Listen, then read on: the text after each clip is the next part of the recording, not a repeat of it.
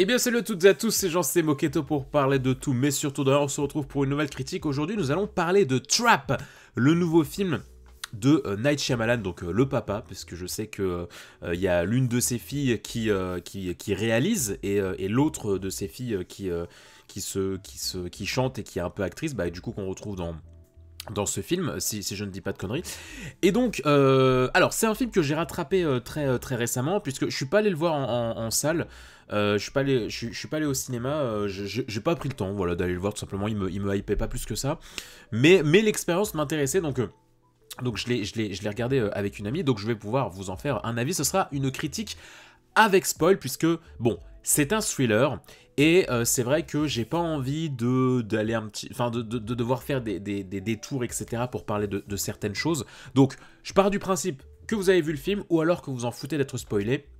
Parce qu'il y a certains passages, certaines scènes où j'ai envie d'entrer un peu dans le détail, et je me dis qu'une critique sans spoil, si j'aborde ça sans spoiler, c'est un peu compliqué. Alors, déjà, Trap, de quoi ça parle? Donc, expérience assez intéressante, puisque on va suivre eh bien, l'histoire d'un certain Cooper, qui est en fait un tueur en série, surnommé Le Boucher.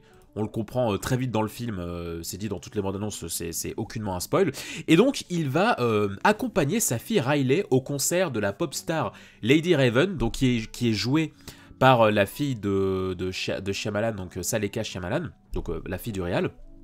Et donc durant le concert, le père de famille va réaliser rapidement que la salle a été bouclée par la police pour l'appréhender, puisqu'ils seraient au courant, ils auraient eu un tuyau, ils sont sûrs et certains que le boucher se trouvera au concert ce jour-ci.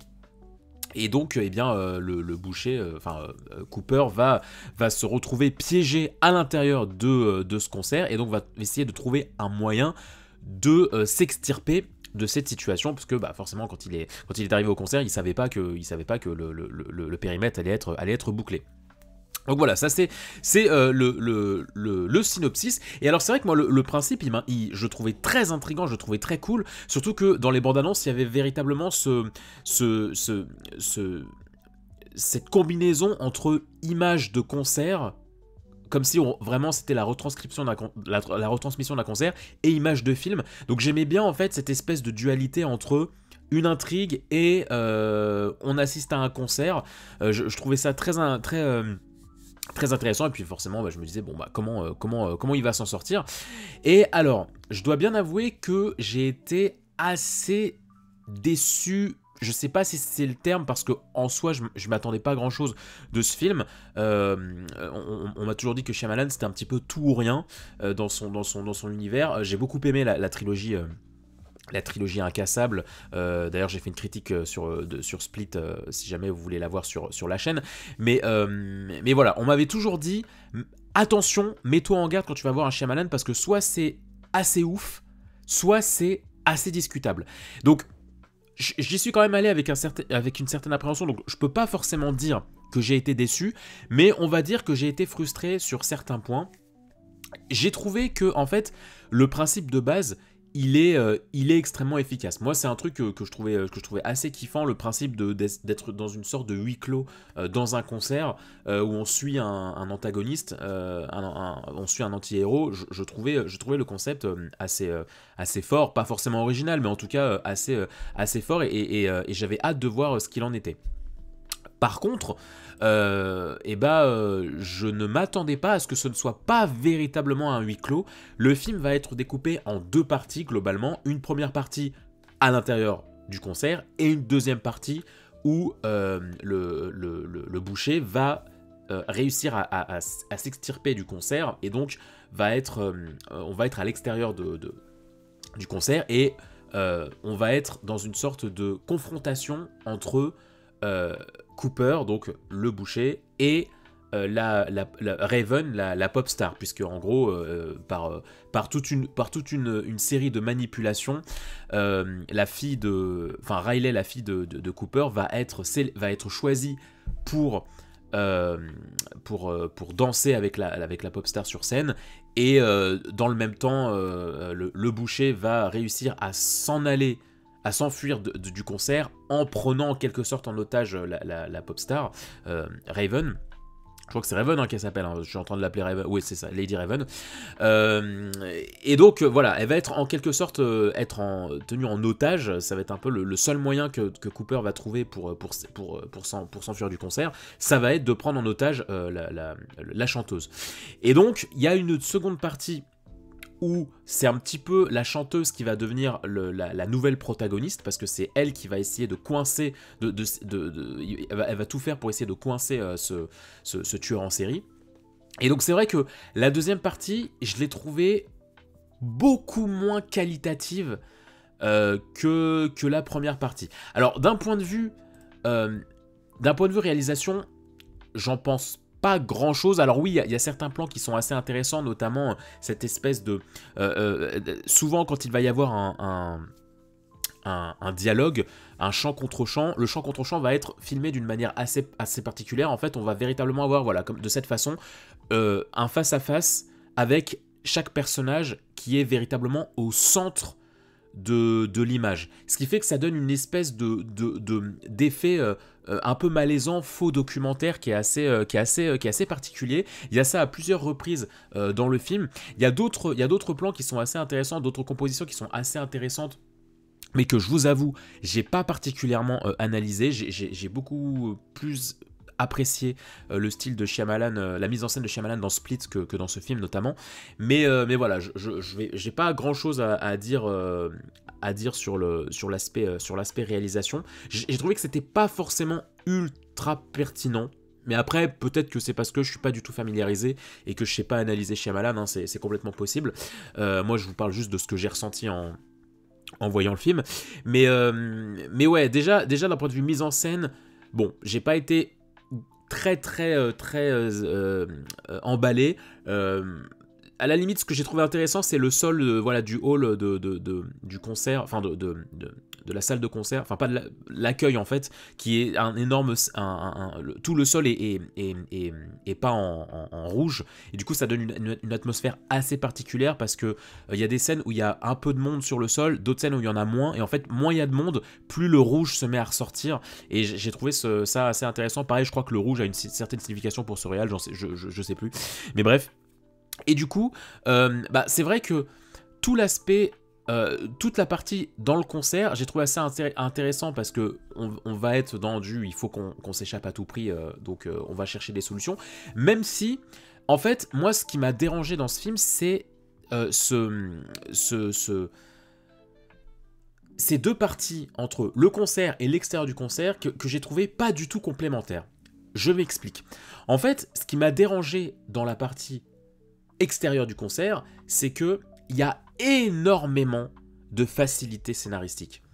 Il y a une scène en particulier où Cooper va prendre en otage donc la chanteuse. La chanteuse va être attachée, elle va être menottée à la porte d'une limousine, et donc ça va être Cooper qui conduit la limousine, et par un boulti-couac, la chanteuse va réussir à enlever les menottes, à s'enfuir de la limousine. Elle va tomber sur une foule en leur disant « Ouais, aidez-moi, etc. Il y a le tueur, il est là, il est à l'intérieur et tout machin. » Donc la police arrive, tout le monde encercle la limousine, ils ouvrent la limousine, il n'y a plus personne. Donc je dis bon, là c'est quand même... Comment t'as fait, frérot? Et il y a ça plusieurs fois, et en fait, moi ce qui m'a gêné, c'est pas tant le fait que ce soit une facilité scénaristique, mais ce qui m'a gêné, c'est que il y a aucun moment dans la première partie du film, donc durant le concert, il y a aucun moment qui m'a fait comprendre, qui m'a donné cette impression que Cooper était véritablement un as de l'évasion et un génie d'ingéniosité. Alors oui, il trouve des idées pour essayer de s'enfuir, mais à chaque fois ça fonctionne pas. Mais j'ai jamais eu cette impression il maîtrise tout sur tout. J'en parlais avec un ami, je prenais l'exemple de Michael Scofield dans Prison Break. Michael Scofield dans Prison Break, quand il s'enfuit de la prison, oui, il est hyper ingénieux, il arrive à se sortir de situations assez fantastiques, et tu te dis mais jamais mec tu vas réussir à t'en sortir, mais il y arrive. Mais dans Prison Break, ça me dérange pas, parce que dans la prison, on nous montre que Scofield, il est limite il a limite enfin, on nous le montre pas, on nous l'explique en plus via un psy à lui, etc. Que Michael Scofield, il a un alors je me souviens plus le terme, mais il a un souci entre guillemets psychologique. C'est-à-dire, il a une particularité psychologique qui fait que il déconstruit tous les éléments qu'il voit. Chaque élément qui entre dans son champ de vision à Michael Scofield, il les démonte en fait. Il arrive nous, quand on voit un ordinateur, lui, il va véritablement voir chaque pièce de l'ordinateur, toute la conception, il va déconstruire l'objet pour pouvoir le remodeler d'une certaine façon et en trouver une solution. Donc, plusieurs fois dans Prison Break, en fait, on nous montre que c'est un génie, en fait. C'est un génie de la réflexion et qu'il arrive toujours à s'en sortir parce que il a une sorte d'assurance qui le pousse à tout analyser, à suranalyser, et qui fait que il est jamais trop dépassé par les événements grâce à son intelligence. Mais dans le cas de Trap, dans le cas de Cooper, j'ai pas du tout eu cette impression parce que déjà, je l'ai pas senti hyper calme durant tout le concert. Tu sens qu'il est inquiet, tu sens qu'il stresse, et il stresse tellement qu'il se met à avoir des idées vraiment farfelues en fait. Et en fait, le simple fait déjà qu'il ait été repéré prouve une sorte de faiblesse de la part du personnage, c'est-à-dire que t'as fait forcément une erreur, t'as fait forcément une grossière erreur quelque part pour qu'on t'ait repéré. Mais en plus, quand il est à l'intérieur du concert, il y a plusieurs fois où en fait, il a une idée, ok je vais faire ça, ah merde ça marche pas. Là je suis, ok. Enfin tu sens qu'il est pas serein dans sa manière de faire, dans sa manière de penser à son évasion, à tel point que il met en place des stratagèmes mais complètement farfelu quoi. Donc en fait, moi c'est ça qui m'a gêné, c'est-à-dire que on m'aurait montré durant le concert que Cooper est un véritable génie et qu'en fait il a un sang-froid à toute épreuve et qu'il arrive à manipuler tout et n'importe quoi, ça m'aurait pas gêné que dans la seconde partie il arrive à s'évader de situations complètement folles. Mais là c'est pas le cas. C'est pas le cas. En première partie, vous me montrez un personnage qui a la goutte, tu sais, en mode oh là là, je suis pas serein, comment je vais faire ? Je vais essayer par là. Ah non, ça marche pas, etc. Et véritablement, quand tu vois la solution vers laquelle il se tourne pour s'évader, c'est-à-dire prendre la chanteuse en otage, c'est quand même que le gars, il est pas si fort que ça, tu vois. Et donc du coup, moi, ça m'a gêné, ce manque de crédibilité du personnage de Cooper. Autre chose qui m'a gêné, c'est que dans la deuxième partie du film, on va être beaucoup plus dans l'intimité de Cooper, on va aller voir sa famille, on va aller voir sa femme, ses enfants, etc. Une grosse partie du film va se dérouler dans sa maison de famille. Et là, pareillement, en fait, alors, certes, c'était peut-être pas le but, mais j'aurais kiffé ressentir une forme d'empathie pour le personnage de Cooper. J'aurais bien aimé, un tant soit peu, être attaché à cet anti-héros, pour rendre un petit peu le dilemme plus palpable en fait. Est-ce que je livre mon mari ? Est-ce qu'on veut vraiment voir cette famille détruite ou pas ? Tu vois, donc vraiment une sorte de un peu à la Breaking Bad, où d'un côté t'as envie de condamner le Walter White, mais d'un autre côté, tu comprends ses motivations, d'un autre côté, tu vois l'amour qu'il essaye de transmettre à sa famille, c'est juste qu'il s'y prend très très mal. Et dans ce film, je l'ai pas du tout eu. Parce que dans la première partie du film, il a vraiment une attitude détestable tout le long. C'est vraiment un psychopathe quoi, genre il met en place des stratagèmes, tu sais, en plus avec un certain aspect malsain. Alors ça j'avoue, j'ai bien aimé son côté très mesquin, son côté un petit peu j'ai pas du tout d'empathie, je m'en bats les steaks de faire du mal aux autres, je m'en bats les steaks de manipuler quelqu'un, de pousser quelqu'un du haut d'un escalier, de la blesser, voilà. Tu sens vraiment qu'il a aucun scrupule, et c'est vrai que c'est assez cool. Il y a des scènes, c'est assez sympa à voir, mais il y en a d'autres où c'est ça, du coup il y a aucunement, personnellement il y a aucun monde où je m'attache à ce personnage en fait, même quand bien même il se montre assez jovial, assez chaleureux avec sa fille Riley, vraiment j'ai pas du tout agréé au personnage de Cooper. Donc ce qui fait que la seconde partie, tout l'aspect drame familial, bah moi, cette dimension-là, elle m'a pas particulièrement transporté. Je dois bien l'admettre. Notamment avec la fin, où en fait sa femme à Cooper va le piéger. Pareillement, il y a une séquence assez longue de dialogue entre eux qui m'a pas véritablement transporté. En plus, il y a cette espèce de reveal, backstory, où en fait, tu comprends que la mère de Cooper enfin, pas le maltraiter, mais en tout cas essayer de dompter cette part démoniaque, mais qu'elle y est pas parvenue. Personnellement, j'ai largement préféré cette backstory dans Split. Je trouve qu'il y a une certaine similarité entre la backstory du méchant dans Split et dans celui-ci. Mais je trouve que dans celui-ci, ça manque de profondeur, ça manque de cohérence, ça manque de pertinence, je trouve, la backstory de Cooper dans ce film. Toute la fin où en fait celle aux commandes des opérations se change, enfin se fait passer pour sa mère. Ouais, j'ai trouvé ça un peu grossier. Vraiment, je pense que c'est un peu le terme que j'emploierais pour souligner le film dans sa globalité. Je trouve que le film est assez grossier. D'un point de vue, en tant que thriller, je le trouve assez grossier dans ses ficelles scénaristiques, dans sa manière de construire ses personnages.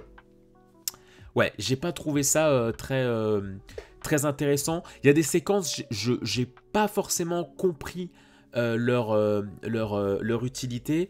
Notamment, voilà, il y a cette séquence, comme je le disais, où Cooper s'évade avec la chanteuse. Je me suis posé un instant à la fin du film, je me suis dit, mais en fait, t'enlèves cette scène, ça ne change rien à l'intrigue.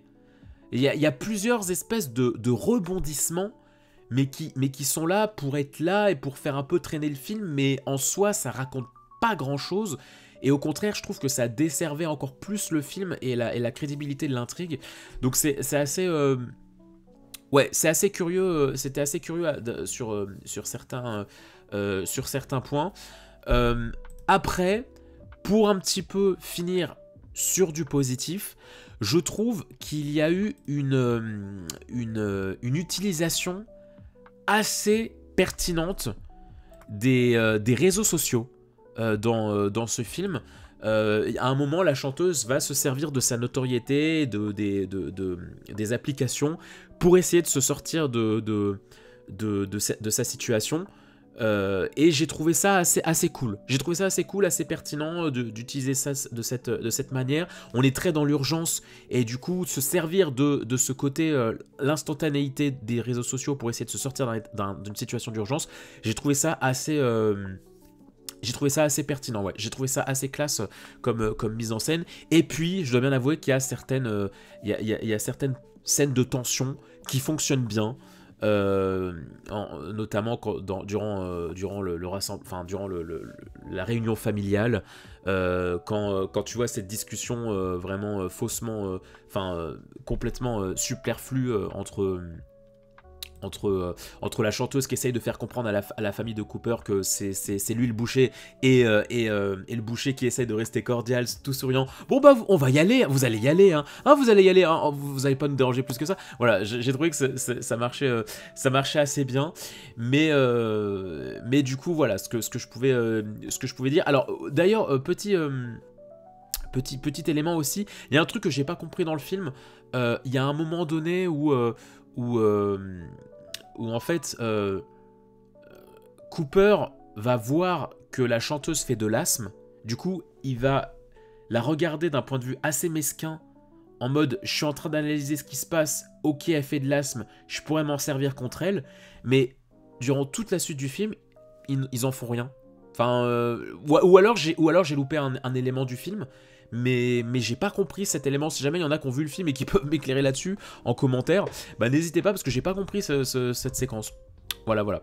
C'est à peu près tout ce que j'avais à dire sur Trap. Donc voilà, un thriller sympathique qui a une idée générale assez sympathique, ouais, assez originale, mais voilà, ça ne rentre pas non plus dans des proportions et dans une mise en scène et des éléments qui vont un petit peu t'étonner. Voilà, personnellement, à part le fait que la chanteuse va être amenée dans la famille et qu'elle elle va se servir des réseaux sociaux pour s'échapper. À part ça, j'avoue que l'intrigue m'a pas véritablement retourné le cerveau à aucun moment. J'ai pas vu de plot twist ou de twist assez qui m'ont vraiment pris de court. Donc voilà, je suis content de l'avoir vu, mais clairement je le rematerai pas ce film, je pense. Voilà. Et puis quand même aussi, félicitons, pour rester sur une note positive, félicitons Josh Hartnett pour son interprétation, parce que quand bien même je ne suis pas friand du personnage, j'avoue que le comédien a très bien joué le personnage, faut bien le reconnaître. Voilà, j'espère que cette critique vous aura plu, n'hésitez pas à mettre un petit pouce en l'air et à commenter si jamais cette critique vous aura plu. Il y a encore quelques critiques qui vont sortir d'ici la fin de l'année, d'ici peut-être une vidéo bilan de 2024. Voilà, j'ai un petit peu potassé ce que je pourrais faire pour la vidéo bilan, je vais essayer de voir, ça va pas me prendre trop de temps. Il y a moyen que certaines critiques, enfin certains films ou séries que je vais voir en cette fin d'année, ça sorte pour début 2025, ou alors je fais un giga rush et tout ce dont j'ai envie de parler, enfin tout ce que je vois en 2024, je vais vraiment vous faire une critique en 2024. Je vais voir un petit peu comment je m'en sors. Mais en attendant, je vous fais plein de bisous, prenez soin de vous, n'hésitez pas à aller visiter les différents contenus de la Moquette TV. Et en attendant, je vous fais plein de bisous, prenez soin de vous et des autres les gens. Bye bye.